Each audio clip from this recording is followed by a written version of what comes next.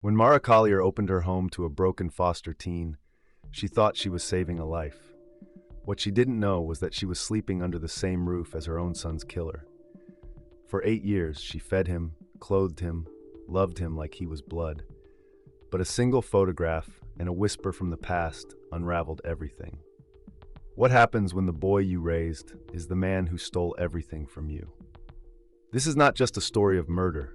It's a story of psychological betrayal, hidden identity, and a mother's ultimate reckoning.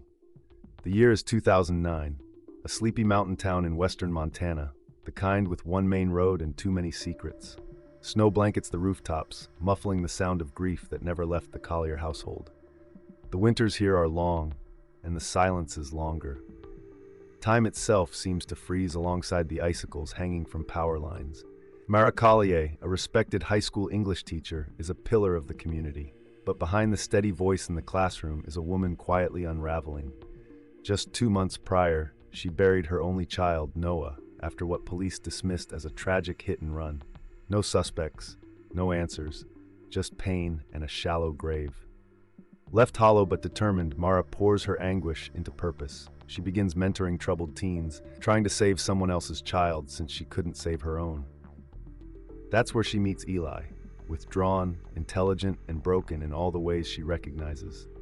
His silence mirrors Noah's absence.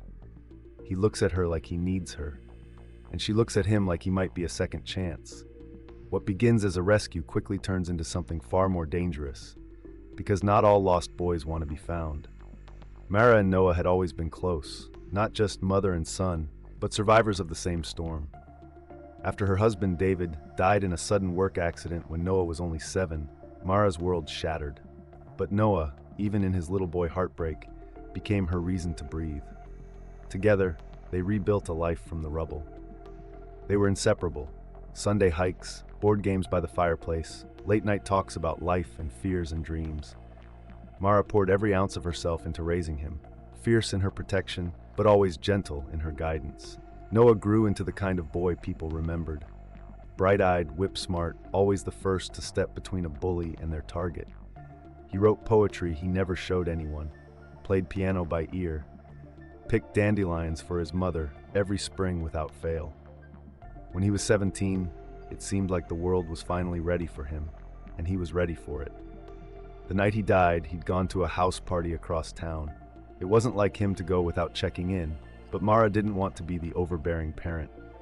Witnesses said he left early, looking upset. No one knew why. No one saw him again. By morning, his body was found in a roadside ditch outside of town. His skull was fractured, a smear of blood on the pavement. Tire marks stretched across the gravel. The police labeled it a hit and run, probably a drunk teenager. No suspects, no leads. The case went cold within weeks. But Mara never believed the story. Noah always texted her, even if it was just a good night. He had plans the next morning, breakfast with her, a college application to finish. He wouldn't have vanished, he wouldn't have gone quietly. And so she became a ghost herself. Friends stopped calling after she stopped answering. The warm light in her eyes went dim. Every creak of the stairs, every teen boy she glimpsed from behind made her heart lurch. She visited his grave every day for a year. Then came Eli. He arrived like all the others, angry, mistrustful, another lost boy the system shuffled from couch to cot. 15, with haunted eyes and a permanent flinch in his posture. Mara met him at the community center, where she had begun volunteering out of desperation to feel useful. She didn't know why this boy stood out, only that something deep in her shifted when he spoke. Maybe it was the way he never looked directly at her, or how his voice trembled when he asked if she had any food he could take home. He'd lost his mother to suicide, they said. His father had disappeared years before, no known relatives. A ghost raised by ghosts. The state flagged him as high risk, likely to run again. But Mara saw past the broken shell. She invited him to stay temporarily. Weeks passed. He stayed. Months turned to years. Under Mara's care, Eli softened. He got clean, learned to cook, built birdhouses in the garage. He laughed, slowly at first, then easily. Eventually he called her mom. And for the first time since Noah's death, Mara felt something she thought was gone forever: hope. But small things started to chip at that peace. Eli would stare too long at Noah's photos on the mantle. His expression wasn't grief or curiosity, it was possession. He avoided questions about his past with calculated charm. Once, she found him in the attic, standing motionless, holding Noah's varsity jacket. One night, while cleaning the study, she found an old shoebox of funeral photos. She hadn't looked at them in years. She froze. In the back of one photo, the one of her at Noah's casket, face collapsed in agony, stood a boy, eyes cast down, hood up, barely visible, but not invisible. It was Eli, younger, thinner, but it was him. Her breath caught in her throat, the room spinning, the edges of reality frayed. The boy she'd taken in, the boy she had loved, had been at her son's funeral, and he had never told her. That photograph became Mara's obsession. She stared at it for hours, flipping it over, zooming in, tilting it toward the light as if it would give up some hidden truth. But no matter how many times she looked, the answer was always the same.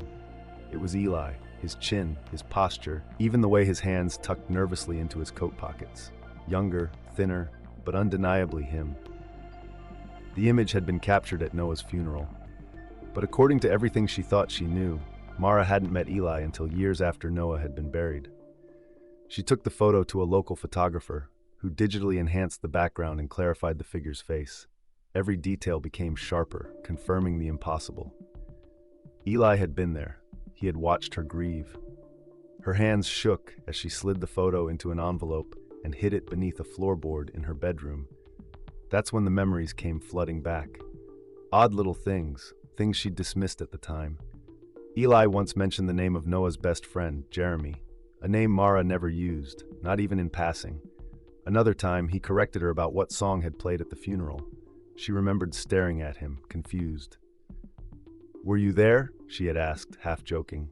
He had smiled, must have read it in an old article. But there had been no public article mentioning that detail. She remembered the attic, how she'd once caught him rifling through a box of Noah's old things, yearbooks, baseball gloves, an unopened birthday card. He claimed he was looking for a screwdriver. At the time, it seemed harmless. Now it seemed like obsession. And then there was the question of 2009, the year Noah died. Eli never talked about it, said he didn't remember much, said he moved around a lot. But the more Mara pressed, the more vague his answers became. She started digging, quietly. She called social workers, group homes, shelters in cities she knew he'd passed through. Most had no records, but a retired case manager named Jean finally offered a clue. "You mean Daniel Carrick?" Jean asked. Mara's breath stopped. That name cracked everything open. She searched through old emails, files, anything she could find, and eventually discovered that Daniel Carrick had a sealed juvenile record. She called in a favor from one of her former students, a now police officer, who pulled strings and got the information off the books. What she learned hollowed her out. Daniel had been institutionalized in early 2010 after attacking a foster sibling with a broken bottle. Before that, he had vanished from 3 placements, each time growing more violent. He'd been flagged as a danger to others, and his last known location before being picked up by child services was her own town, just weeks before Noah died. It didn't feel like coincidence. That night, Mara sat at the kitchen table while Eli laughed in the living room, the TV casting flickering blue light over his face. A face she had come to love, a face that had once buried itself in her shoulder and called her mom. But now she saw something else in his eyes. Not pain, not confusion. She saw a mask, and she realized with sickening clarity that the monster who had destroyed her life might have been living inside her home the entire time. Mara could no longer ignore it. The signs had clawed their way out of hiding, leaving a trail of dread. Every laugh from Eli now sounded hollow, every word measured. She moved like a ghost through her own home, hyper-aware of his presence. She couldn't sleep, couldn't eat. She started locking her bedroom door at night. She needed proof, something undeniable. The first step was planting a recording device in Eli's bedroom. Her hands trembled as she slid it under the dresser. He was at school, unaware. Next, she hacked into his laptop. It took hours. She sifted through essays, music downloads, and search history filled with woodworking tutorials and gaming forums. It was almost disappointingly normal, until she found a hidden folder buried in a string of innocuous subdirectories. Inside were dozens of screenshots, old MySpace posts from Noah's page, Personal photos, status updates, comments from friends, and then darker things. Grainy photos from Noah's funeral, captured from a distance. One image showed Mara herself, crying into her hands, flanked by mourners. Someone had zoomed in on her face. Then she found the journal document. It was titled simply, Debt. Her fingers hovered over the mouse.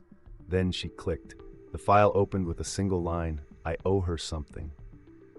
What followed was a chilling confession, an outpouring of guilt, rage, obsession. Eli wrote about following Noah from the party, fueled by jealousy and humiliation. He wrote about the girl, about how Noah laughed at him, about how that laughter made his vision blur. He didn't mean to kill him, he claimed.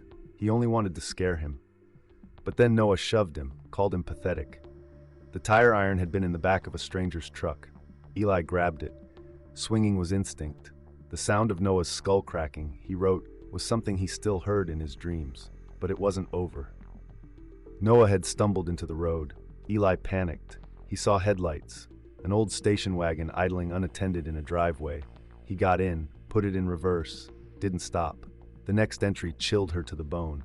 When I watched her scream over the body, I knew I had done something permanent, something terrible. But the strange part, I didn't feel guilt. I felt needed. Mara stared at the screen for a long time, her hands numb. The laptop's fan hummed in the silence, a mechanical heartbeat beneath her shock. The final paragraph in the journal was a fantasy. If she can love me now, after everything, then maybe it means I'm not the monster. Maybe she needed me as much as I needed her. It wasn't guilt, it was delusion. He had rewritten their story in his mind, turned murder into redemption.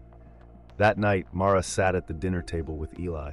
He smiled at her, passed the salt, thanked her for the meal. She smiled back, because she was wearing a wire. The plan had been set in motion. Detective Glenn Avery was listening from a van parked 2 streets away. They needed a spoken confession.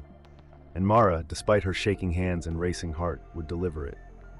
She began talking about Noah, slowly, deliberately. She told Eli she'd been thinking about the funeral, how beautiful it was, how the photos from that day still haunted her. Eli's fork paused in midair. "Do you ever think about that day?" she asked softly. He looked up, and something cracked. His voice dropped. "Every day." He didn't say more. But that night, while washing the dishes, he muttered something that stopped her heart cold. "I didn't mean to hurt him. He made me feel invisible." She didn't respond. She just dried her hands, turned away, and walked into the next phase of her plan. He hit Noah, watched him fly. He returned to the party. Later, he stood in the background at the funeral, watching the woman whose child he had taken weep into her hands, watching her break, watching her become empty. He wanted to fix it, so he found a way back in. Mara closed the laptop. The silence of the house now felt like it was screaming. Eli came home that evening like nothing had changed. He dropped his bag on the floor, greeted her with a smile, and asked what was for dinner. She forced a smile back. She did not confront him. Not yet. Not with something this big. Instead, she made a call to the one person she knew had always doubted the official story, Detective Glenn Avery. The original investigator, long retired but still sharp, still skeptical, still unfinished. Avery came to her house the next morning. She showed him the journal file, the photos, played the audio clips from the recorder. His face tightened with each second. "This is it," he said. "We've got him." But it had to be done carefully. Confessions written in a journal might not hold up. They needed a voice, a moment, a trigger. So together, they plotted a trap. Mara would wear a wire. She would steer the conversation, nudge Eli toward confession. It had to sound natural, intimate, and if it worked, justice would finally have a voice. What would you do if the boy you loved like a son was your real son's killer? Stay tuned. This story is only just beginning. March 12, 2009, the night Mara's world stopped. It started like any other Thursday. The house smelled of lasagna, Noah's favorite. They sat at the dinner table, laughing over a story from school. Mara remembered thinking how grown-up he looked that night. Confident, restless in a good way. He had plans, dreams, a future so bright it practically glowed. After dinner, he kissed her on the forehead. "Don't wait up," he said, grinning. "Text me when you get home," she called after him. He never did. The party was at a classmate's house, one of the football captains. Loud music, red Solo cups. Teenagers trying on adulthood. Noah arrived a little before 9 p.m., according to friends. He mingled, laughed, flirted with a girl named Rachel, but something changed when a younger boy entered, someone no one quite recognized. He wasn't from their school. He stood alone, leaning against the kitchen counter, watching. That boy was Daniel Carrick, soon to become Eli. There had been tension between them. Witnesses recalled a heated conversation that ended with Noah pushing Daniel against the fridge. "Walk away," Noah had said. "You're not wanted here." Daniel did walk away, but only to wait. According to the journal found later, he stayed outside for nearly an hour, waiting for Noah to leave, watching, seething. Noah exited just after 10:30 p.m. He walked alone, taking a shortcut down Pine Hollow Road, a quiet wooded stretch with no sidewalks. Streetlights were sparse. The air was cold enough to see your breath. Daniel followed at a distance. Fueled by humiliation, jealousy, and something darker, he crept up behind Noah and shouted. Noah turned, recognized him, rolled his eyes. "Still here?" he snapped. That was the trigger. They argued. The girl, Rachel, was mentioned. Insults exchanged. Daniel, in his journal, claimed he never meant to escalate, but rage has no brake. A parked pickup truck on a nearby driveway had its back door open. Inside lay a rusting tire iron. Daniel grabbed it without thinking. It felt like the only weapon he'd ever had.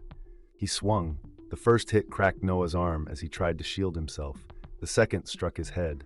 Noah stumbled into the street, dazed, bleeding. He tried to crawl, to speak. Daniel panicked. A few houses down, an old station wagon sat idling. Someone had left it running while they ran inside to grab something. Daniel ran to it, jumped in, and reversed. Fast. He didn't see Noah. The impact launched Noah into the gravel shoulder. He died instantly. Daniel ditched the car 3 miles away behind an abandoned gas station. He wiped it down with his hoodie, tossed it in a dumpster, and walked back to the party. He stayed just long enough for people to see him. Then he disappeared. At 6:12 a.m., a jogger found Noah's body. By 6:35, police were on the scene. At 7:11, Mara got the call. She arrived in a panic, thinking maybe he'd been mugged. Hurt. But when she saw the sheet covering the body and the shoes sticking out beneath it, her scream echoed through the trees. Daniel was there too, in the crowd, watching. He watched her collapse, watched the police hold her back, watched the life drain from her eyes. He didn't run. He simply melted back into the shadows. In the months that followed, he kept tabs on her, through news articles, Facebook, online forums about unsolved cases. He watched her grieve, watched her unravel. He memorized her routines, knew which days she went to the cemetery, which parks she stopped at to sit alone. He learned her silence. And when she began volunteering at youth centers, he positioned himself to cross her path. He rehearsed their first conversation, practiced his expressions in the mirror. He knew exactly what she would respond to: kindness cloaked in sadness. A wounded boy meeting a wounded woman. He changed his name, cleaned up his record, said all the right things to the right people. He knew what Mara needed, and he gave it to her. A lost boy. A second chance. A fragile echo of the son she'd lost. He wasn't just invading her home. He was erasing the memory of the boy he had taken, replacing Noah, living in his room, wearing his clothes, sitting at his table, calling Mara Mom. He studied her grief and mirrored it back to her. When she cried, he listened. When she spoke of Noah, he watched her carefully. Taking mental notes, he built himself in Noah's image, quietly, precisely, purposefully, for years. And in his mind, he was fixing what he broke. Not because he felt remorse, but because he needed her pain to mean something. He needed to be the cure for the disease he created. But the past has a pulse, and secrets don't stay buried forever. The morning after reading Eli's journal, Mara couldn't eat, couldn't sleep. Her body moved, but her mind was lost somewhere between memory and madness. The shock hadn't worn off. It had calcified into something darker, something corrosive. She walked through the house in a daze, the same house where both her sons had lived. One by birth, one by deceit. She saw his fingerprints on everything, the half-drunk coffee mug in the sink, his damp towel on the banister, the sound of his humming from the garage as he sanded wood for a bookshelf, Noah's bookshelf. Every detail twisted in her stomach like glass. She wanted to scream, to shatter every framed photo, every plate he had eaten from, every smile she had ever given him. But instead she pretended. She smiled at breakfast. She asked how school was. She packed his lunch, and inside she burned. She was buying time, because Detective Glenn Avery needed it. He had the journal, he had the audio clips from the hidden recorder. But it wasn't enough, not yet. The journal was damning but could be written off as fantasy, a disturbed kid's warped diary. The law needed more. It needed words spoken aloud. Confirmation from the mouth of the killer himself. And so Mara agreed to wear a wire. Every night, she sat across from Eli, Daniel Carrick, and forced herself to meet his eyes. The same eyes that had watched her weep over Noah's grave. The same eyes that had seen her shatter and decided to make her his mother. She baited him slowly. A word here, a question there. She asked about guilt, about accidents, about regret. She watched him grow tense, fidget, deflect. Until one night, something cracked. They had just finished dinner. The room was quiet. Eli stared into his plate, unmoving. Mara reached across the table, her voice barely above a whisper. "Do you ever think about that night?" He didn't ask which night. His hands shook. "I didn't mean to," he whispered. "It just happened so fast." His voice broke and he covered his face. "I didn't mean to kill him. I swear. I just wanted to scare him, just once. But he wouldn't stop. He made me feel so small." Mara sat frozen, afraid any movement might shatter the moment. The recorder caught every word, every sob. It was enough. Detective Avery moved in the next morning. Eli was arrested without a fight. He looked dazed, almost relieved, as if part of him had been waiting to be found out. News spread like wildfire. Beloved teacher's foster son charged with her real son's murder. Reporters camped outside Mara's home. Former neighbors gave sound bites to the press. Everyone had something to say, except Mara. She collapsed when they took him away. Not from shock, but from the unbearable weight of knowing the truth. She had raised her son's killer. She had loved him, protected him, and now she was the reason he'd finally face justice. But inside, she was still burning. The interrogation room was cold, sterile, humming with fluorescent lights. Eli sat at the metal table, hands cuffed, eyes hollow. Across from him, Detective Glenn Avery slid a worn folder across the surface. Inside were photos, Noah's body, the funeral, and the journal entries printed in black and white. Eli stared at them in silence. "I read your story," Avery said, "but here's the thing. There are still a few gaps, and we both know what happens if you don't cooperate." Eli looked up, and for the first time, Avery saw something fracture in him. The walls crumbled. "He was laughing at me," Eli whispered. I couldn't take it." Avery pressed. "Why, Mara? Why go back to her?" "I thought it would fix it," Eli said, tears streaking his face. "If I could love her, protect her, maybe it would undo what I did." It was the first time Eli admitted the full truth, that it wasn't just rage, it was obsession. He had watched Mara grieve and decided that her pain made him important, that her love could redeem him. But Avery didn't stop there. He leaned in closer. "You planned this, didn't you?" Eli didn't deny it. The confession was enough to file charges: second-degree murder, vehicular manslaughter, and identity fraud. But the deeper Avery and his team dug, the more chilling the case became. They found that Eli had forged at least 3 identities to manipulate his way into Mara's orbit. He'd hacked into public records, falsified medical histories, and even posed as his own caseworker in emails. He tracked Mara's movements for nearly a year before positioning himself to cross her path. The photos on his hard drive showed not just Noah, but Mara, crying at the funeral, teaching, shopping, living. He'd watched her in silence for years. The psychological profile they built on him was damning: manipulative, methodical, and emotionally parasitic. Not a spontaneous killer, a calculating infiltrator. During trial preparation, prosecutors met with Mara privately. She sat in silence as they laid out everything Eli had done, how he had rehearsed answers, memorized her routine, studied her grief until he could wear it like a costume. The trial began 6 months later. The courtroom was packed, the gallery tense. Mara took the stand wearing black.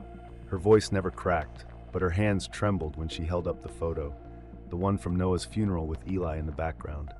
Prosecutors read Eli's journal aloud. The word debt echoed in the courtroom like a curse. Then came the wire recording. Eli's confession played in full, every sob, every twisted rationalization. There were audible gasps. A few people cried. The defense tried to paint Eli as a traumatized teen, a boy who had made a tragic mistake and was overwhelmed by guilt. They argued he wasn't a murderer, just a lost child seeking connection. But the evidence told a darker story. The emails, the photos, the journal, the confession. The jury deliberated for just over 2 hours. They returned with a unanimous verdict, guilty on all counts. As the judge read the sentence, life without parole, Eli looked directly at Mara. "I loved you," he mouthed. She didn't blink. She walked out of the courtroom and never looked back. But the public couldn't forget. True crime podcasts dissected every detail. TV specials aired within weeks. Reporters camped outside Mara's house for months. She never spoke to the press. Privately, though, she asked one final question. She requested to see Eli one last time before his transfer to a maximum security facility. The prison allowed it, under supervision. She sat across from him, just like Avery had. "You don't get to be a victim in this," she said. "You made yourself into a monster. Not because you had to, because you wanted to." He said nothing. She stood. "Whatever you thought we had," she whispered, "was built on my son's blood, and I will never forgive you." She turned and left him staring through the glass, silent. Eli's sentencing did not mark the end of Mara's nightmare. If anything, it opened a new wound. Reporters flooded her yard. Neighbors she had known for years stopped making eye contact. Some whispered she had to have known. Others turned her into a cautionary tale. But Mara didn't care about the gossip. Her obsession now was answers. She visited Eli one last time in prison. The room was heavy with silence as she sat across from the boy she had once cradled like her own. His face was gaunt. The arrogance was gone. "I came for one thing," she said. "Why?" He looked at her, his eyes rimmed in red. "I told you. I didn't mean to." "No," she said. "Not about Noah. About me. Why me?" He paused. "Because you looked like someone who needed saving." Tears welled in her eyes, but she didn't let them fall.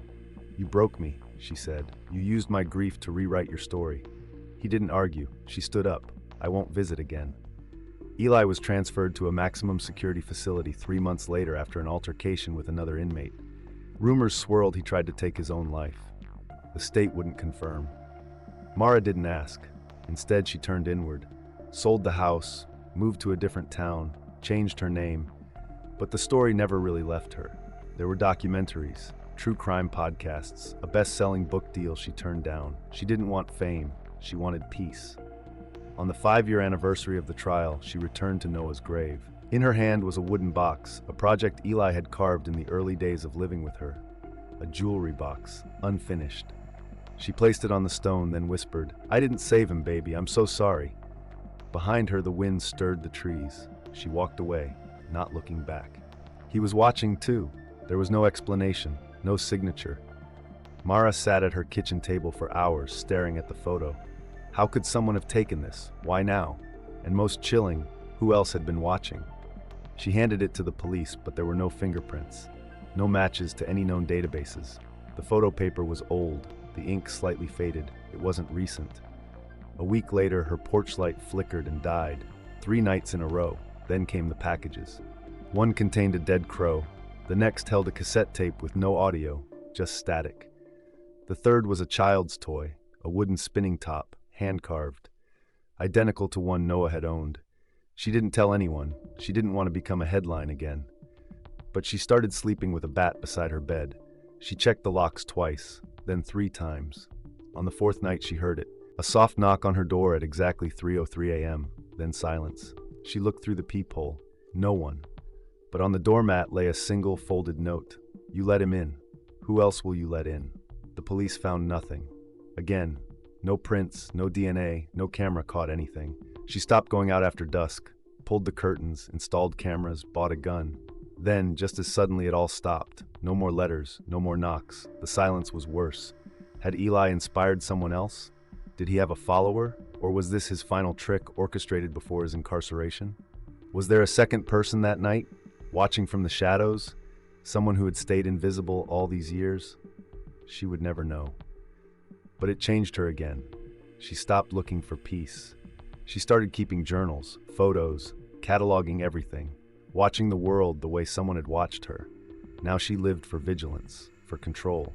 Because if she had learned one thing, it was this. Monsters don't just haunt, they echo, and echoes travel farther than you think.